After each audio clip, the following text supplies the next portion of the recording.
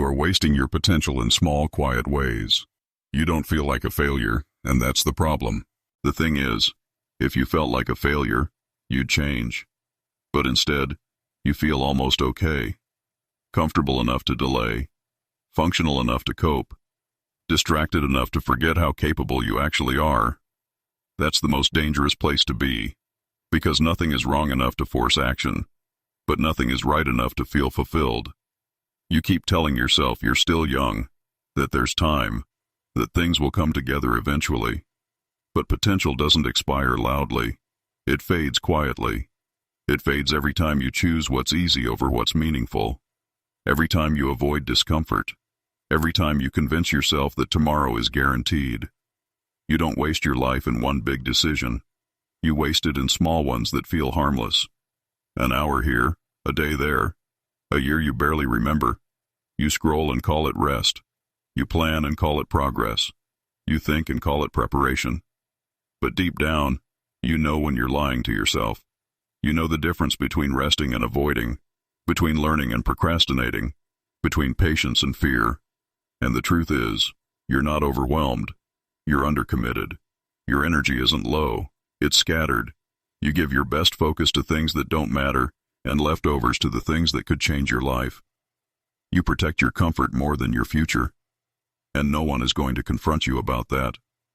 Your friends won't. Your family won't. Social media definitely won't. Because from the outside, you look fine. You show up. You function. You meet expectations. But you weren't built just to function. There's a version of you that's disciplined, sharp, consistent, and you feel it watching you every time you settle. That quiet discomfort you feel at night, that's not anxiety, that's awareness. It's the part of you that knows you're capable of more but keeps being ignored, and the longer you ignore it, the louder it gets. You keep waiting for clarity, but clarity comes from movement, not thought. You don't think your way into a better life. You act your way into one. Momentum creates confidence. Action creates belief. Evidence creates identity. You don't wake up one day feeling like a disciplined person. You become one by doing disciplined things long enough that quitting feels unnatural. But right now, quitting is your default. You stop when it gets boring. You stop when it gets hard. You stop when no one is watching. And then you wonder why nothing changes. Here's the hard truth most people avoid. Your standards are too low, not your dreams. Your standards. You accept inconsistency. You accept excuses. You accept almost finishing. And life gives you exactly what you accept. Raising your standards isn't about being harsh. It's about being honest. About deciding that your future deserves more effort than your present comfort. You don't need a perfect routine. You need non-negotiables. Things you do regardless of mood, regardless of motivation, regardless of excuses. Because motivation is unreliable.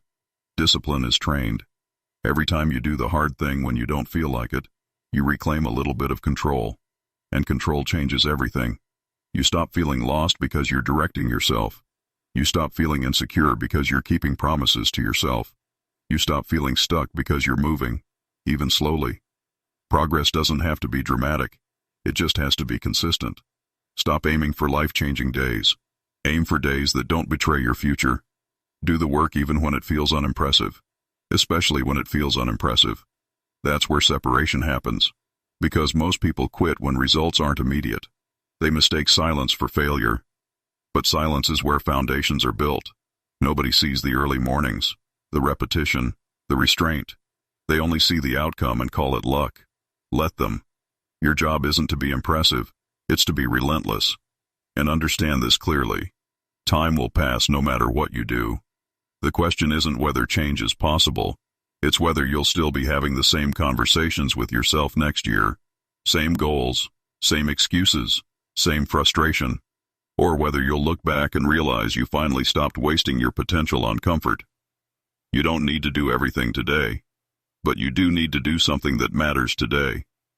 One action that aligns with the person you want to become.